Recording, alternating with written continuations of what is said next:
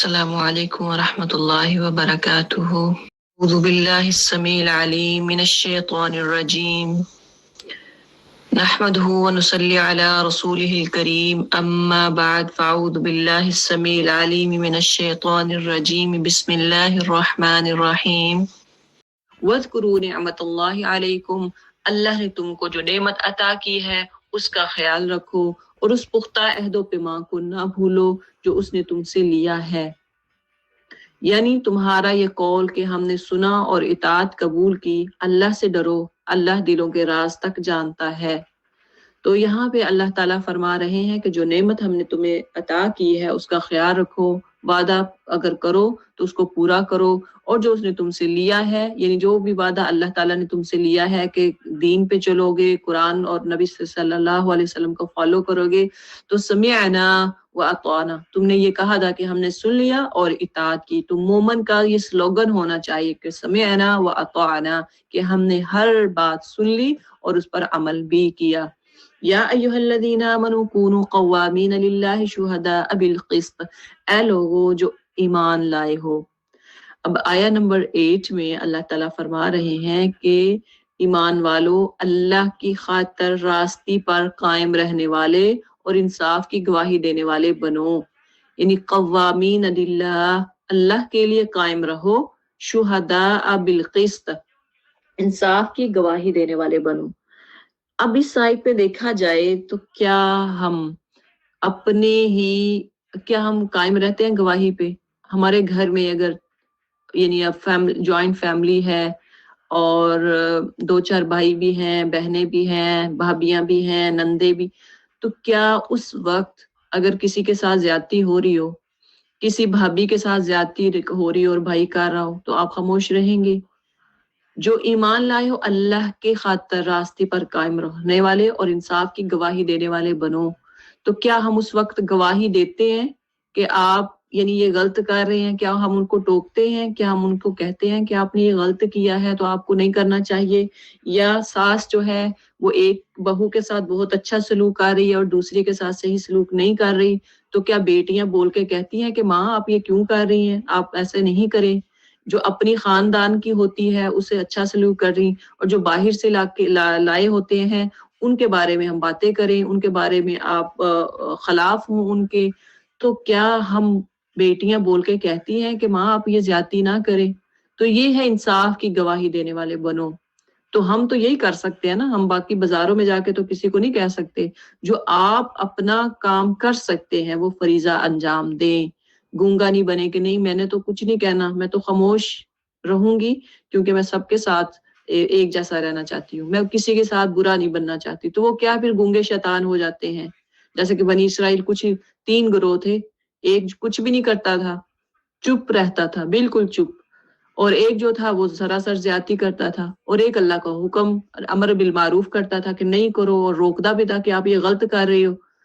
تو اب آپ نے کون سا بننا؟ دیکھیں کہ اس وقت اللہ نے ایک گروہ کو بچایا تھا جو منع کرنے والا تھا، 2 گروہ، ایک جو صرف دیکھتا تھا کہ ہم نہیں منع کریں گے، جو کرنے تو ہمیں کیا ہے، ہمیں کیا لگے ان سے، کرنا ہے جو کریں، اپنے لیے کریں گے۔ ہمارا بھی یہی ہوتا ہے کہ اگر کوئی نماز نہیں پڑھتا، کوئی برائی کرتا ہے، کوئی غلط کام کر رہا ہے، سود کا لین دین اپنے اگر گھر میں، اپنے معاشرے میں، اپنے محلے میں کر رہا، ہم کہتے ہیں مجھے کیا ہے، مجھے کیا لینا دینا، کرتا ہے تو کرے، کل کو خود ہی بھگتے گا۔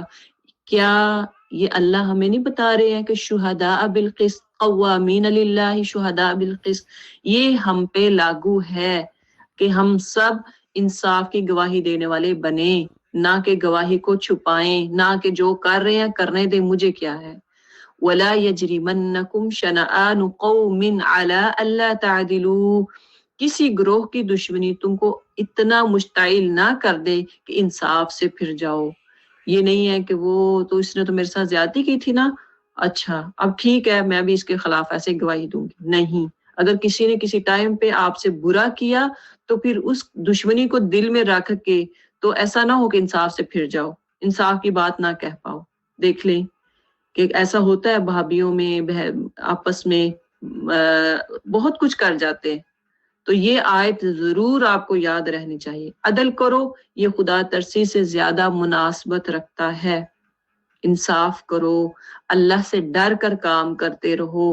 جب اللہ کا ڈر ہوگا نا، سب سے بڑی بات یہی ہے کہ تقوی انسان کے اندر ہو، تو پھر یہ جتنی بھی چیزیں ہیں نا، یقین جانے کہ آپ کو یہ کچھ بھی آپ کے کوئی خلاف بھی کوئی بات کرتا ہے نا، جب آپ کے اندر تقوی ہوگا، آپ اس کو کوئی سوکھ آتا ہے کہ آپ کے بارے میں بھی کہا یہ تو ایسی ہے، یہ تو ویسی ہے، آپ کے بارے میں بھی وہ نیگیٹیوٹی پھیلاتے ہیں اور آپ سے کہتے ہیں کہ مطلب آپ کو اس نے یہ کہا تھا، فلاں وقت میں ایسا کہا تھا، اس لیے تاکہ وہ آپ گواہی دے کہ ہاں میں بھی گواہی دوں گی، ٹھیک ہے یہ تو غلط کر رہی ہے.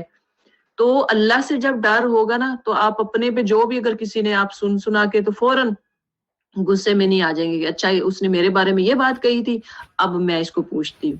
نہیں، اللہ کا ڈر رکھیں، تقوی اختیار کریں، تو پھر عدل تب ہی آپ کر پائیں گے. جو کچھ تم کرتے ہو اللہ اس سے پوری طرح باخبر ہے. جو محمل قسمیں کھا لیتے ہیں، یعنی محمل ہوتے ہیں کہ ایسے ہی منہ سے ادا ہو جاتی ہیں، کوئی انٹینشن نہیں ہوتی ہے، اور ان پر اللہ گرفت نہیں کرتا.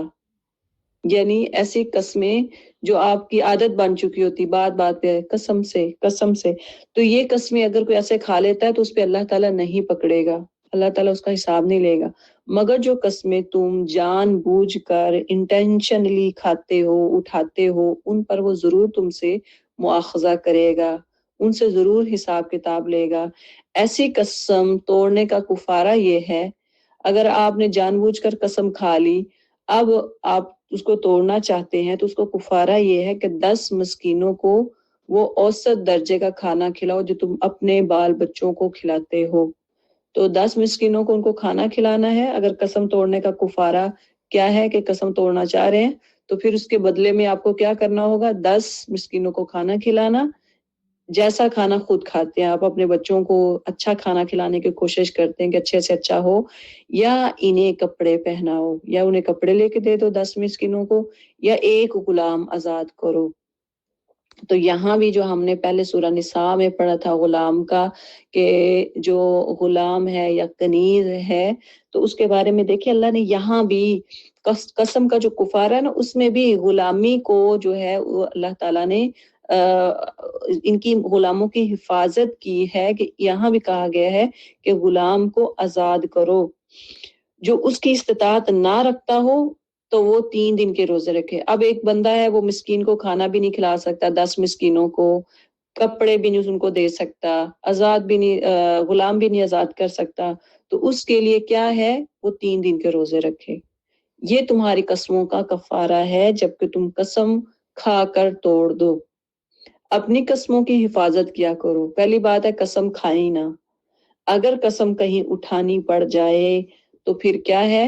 قسم کی حفاظت کریں. اس کو یہ نہیں ہے کہ چلو اب ایک طرف سے قسم اٹھائی، دوسری طرف سے کہیں کہ کوئی بات نہیں، اس کو توڑ دیا. تو اگر توڑیں گے تو اس کا پھر کفارہ آپ کو ضرور ادا کرنا ہے. تو لاسٹ کیا ہے کفارے کا؟ کہ 3 روزے میکسیمم جو ہے وہ آپ مسکینوں کو کھانا کھلائیں، ان کو کپڑے دیں، غلام کو آزاد کریں. منیمم آپ نہیں کر سکتے تو پھر منیمم کیا ہے؟ 3 روزے رکھیں.